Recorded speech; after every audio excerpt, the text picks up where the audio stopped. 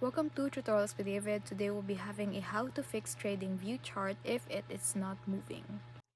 Hey guys, so if your TradingView chart isn't moving, don't worry, it's usually an easy fix. First off, you want to check if the auto button on the right side of the chart is turned off. After that, if it still doesn't work, make sure that your chart isn't frozen by clicking and selecting Unlock All Drawing Tools or press the lock icon at the top of its active.